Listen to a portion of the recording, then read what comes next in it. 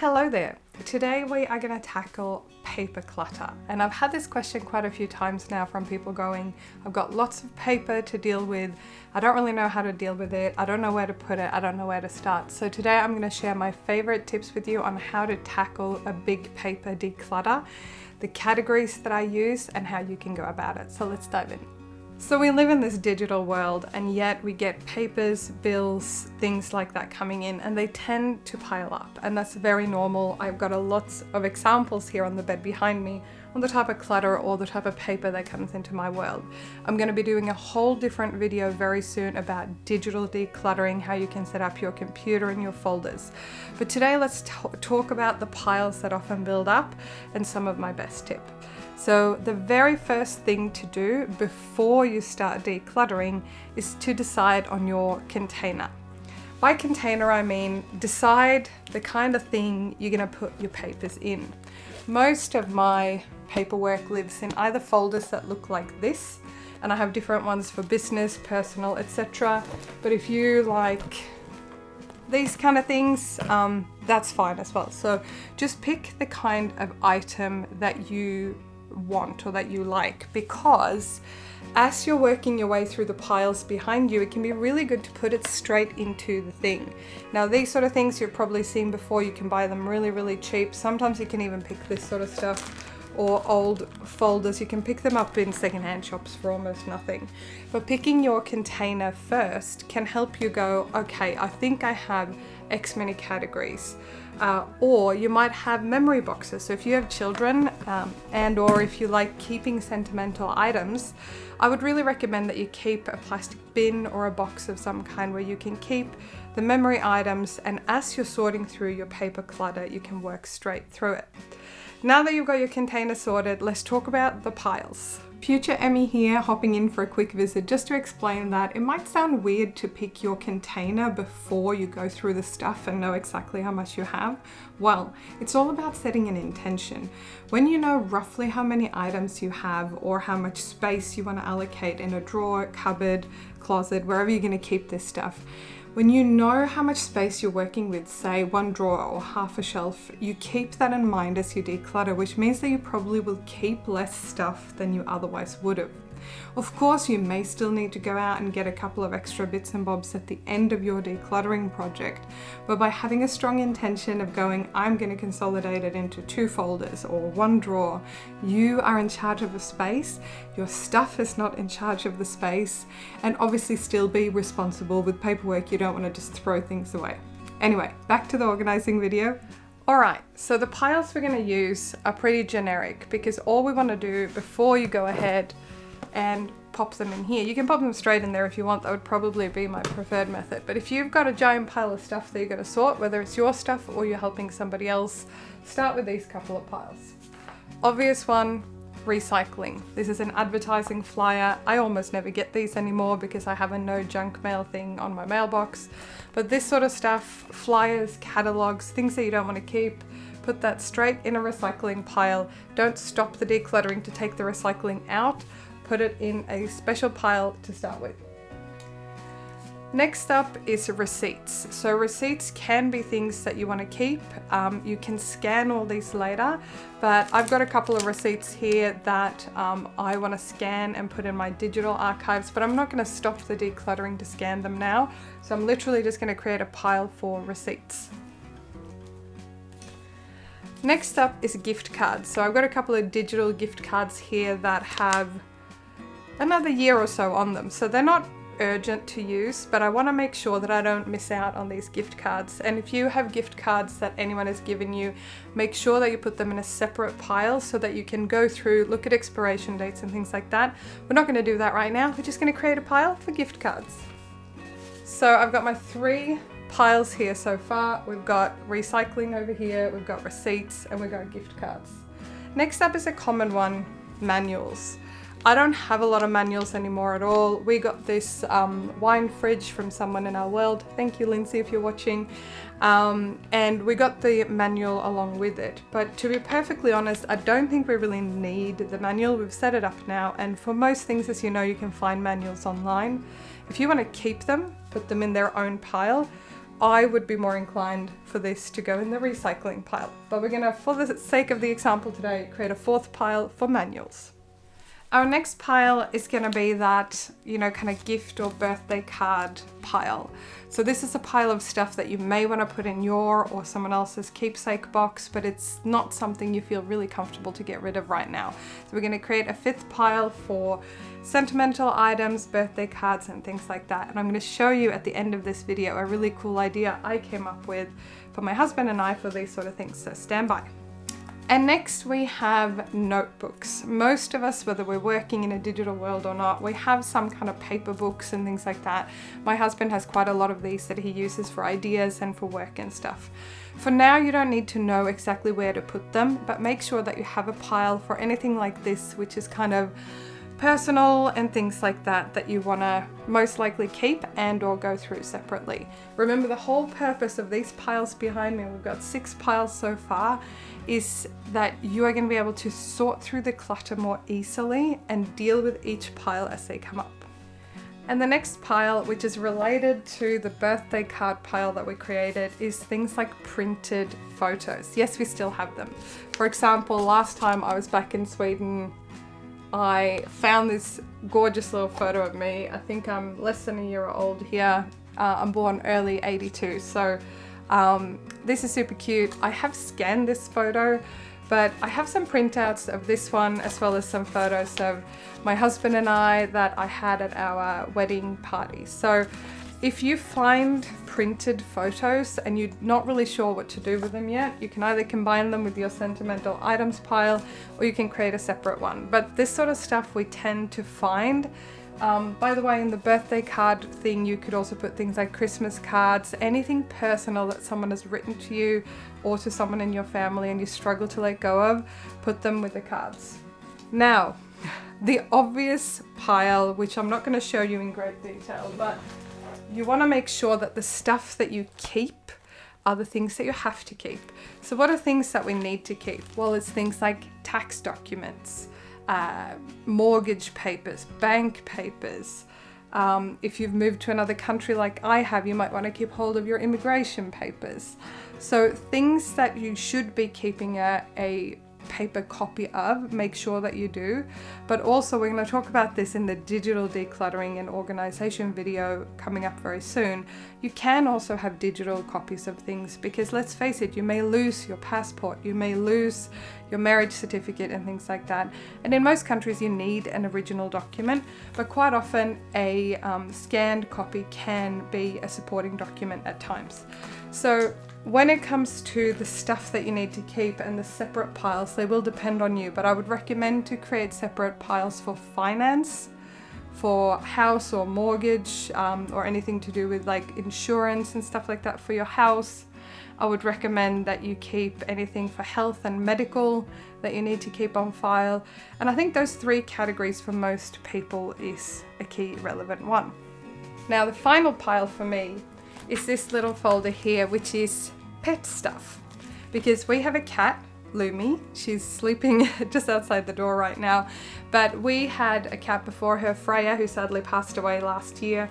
But we keep a separate folder, a paper folder. Obviously our vet has all the records and things like that online. But we keep this as well just so that we can easily grab this when we're going to the vet or if we needed to follow up with the vet on something to do with the pet. So I keep that all in a separate folder. It's quite small because there's not heaps of stuff in here, but it's really good to have it all in one place. So if you have a pet and or if you have kids and school papers like that, obviously start creating piles for that as well. So now that you've tackled the first step, which is having containers, boxes, folders, binders to put your stuff in, and you've tackled the second step, which is working your way through and creating your categories. Now you can start tackling each of these piles, which is step number 3. So step number 3 is basically for you to pick up a pile. In this case, these are the photos that the printed photos that I had lying around. And it's really just for me to decide where they go now. In this case, I think I'm going to keep hold of this. I've got a little kind of keepsake, not box, but folder. So I'm going to put this in my keepsake folder because it's just so dang cute. Can you see, by the way? Do I look the same? I don't know that I do. Anyway, cute baby. with the other photos that are in here, I'm gonna go through them with my husband because some of this is of other family members and stuff that I don't want to share here. I will have a look and see which of these, if I haven't got all these scanned, I'm quite sure that I do, I will scan them and put them into my photo system. I use Google Photos and I keep all my photos there. So I will probably go through that. If you have bigger piles than I do because you're just starting out in paper clutter or something, take one pile a day. Sit in front of the TV with your favorite show, pour yourself a cup of tea, a glass of wine, whatever, and go, okay, today I'm gonna tackle all of my receipts and I'm gonna scan them and make sure that they're saved somewhere secure, and then I'm either gonna shred them or recycle them, depending what kind of receipt or document it is. A really huge win from just step 1 and 2 is that you can probably get rid of this whole recycling category pretty much straight away. It can usually, because normally if it doesn't have any personal information or anything like that, it can usually just go straight in your recycling bin, which is a huge win. And with your gift cards, I just want to say, make sure that you put these somewhere where you and the rest of your family, or in my case, my husband. So this voucher, it's actually an indoor skydiving voucher. If you've ever done that, let me know in the comments below. I've done a real skydive from an actual plane. My husband's never done it, but we were gifted these for our birthdays last year and I can't wait to use them, but we keep forgetting about them. So I'm going to put these on my fridge because that way I know that they'll get used. I know other people with gift cards, they will put them in their car console or they will put them near where they have their wallet or something like that. So they get reminded that, oh yeah, we have a $25 discount voucher for that shop or that store or that restaurant. When it comes to financial documents, like we talked about, house, finance, insurance, all those sort of important papers, one thing I want to flag is to not keep old expired policies or duplicates, because many of us, we get something like this guy and we just start shoving things in there. You know, old policies go on top of new policies, go on top of old policies, etc. But the great thing is that if you keep on top of your paper clutter and you do a solid, you know, check when you do your piles, you don't actually need, very often you don't need the duplicates or the expired policy. So what I tend to do about once every 6 months to once every 12 months is that I take my various boxes and vessels that I house my paper in and I go through and go, do I need to keep this? Most often the stuff that is important enough to go in something like this probably needs to be shredded or burnt. So just make sure that whatever you are getting rid of doesn't have personal information or could compromise your identity in any way. Have a little bonfire in the backyard if you're allowed to do that. Otherwise, borrow a shredder at work from a friend or something like that. Just make sure that you dispose of it responsibly. My final advice when it comes to decluttering paper, like any other category in your home, is to go small, you know, walk before you run.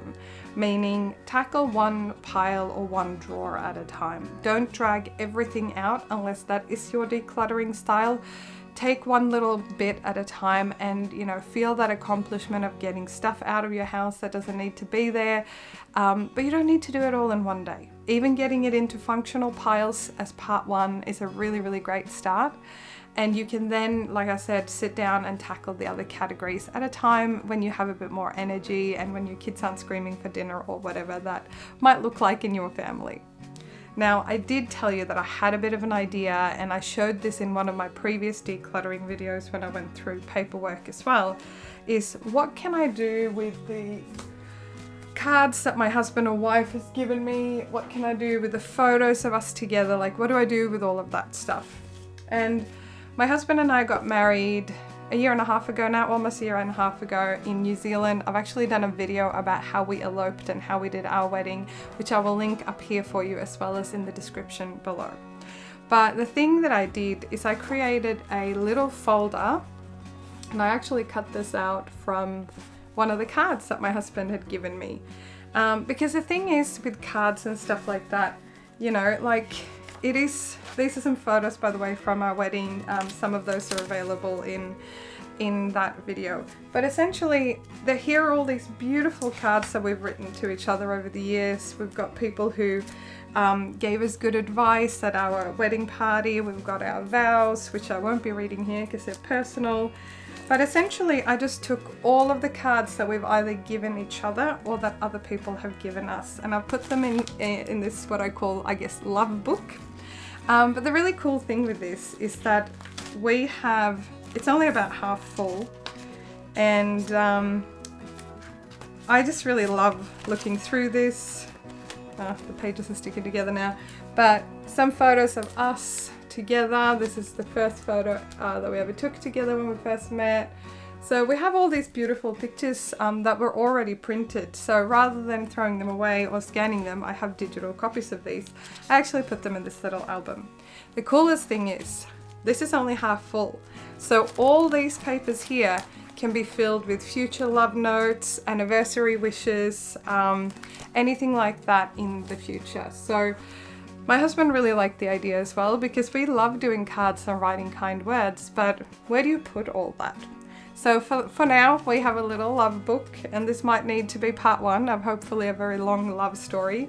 But if you have something like this, you don't have to do a full-on scrapbook. I've literally just taped cards and things like that in, and I didn't keep every single card front and back. I actually cut out the message in some instances. If you're not sentimental at all and you don't really want to go through the trouble of this, you can obviously also just scan the card.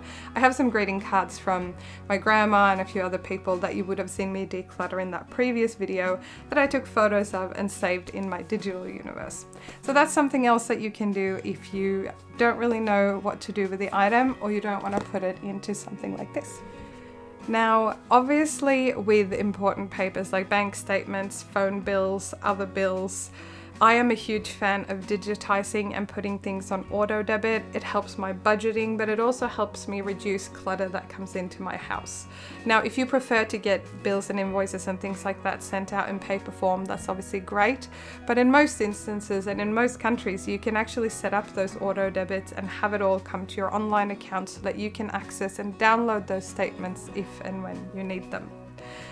Now, let me know in the comments below how you declutter paper. If you've got lots of declutter to deal with in this category, please let me know in the comments below if you want any more videos or tips around this sort of stuff. And finally, please share your best paper decluttering tips. I would love to hear from you so we can all help each other. So make sure to pop them down there in the description box. Thanks again for being here. I really value you being here and giving me thumbs up, comments, and hanging out with me. And I look forward to see you next week.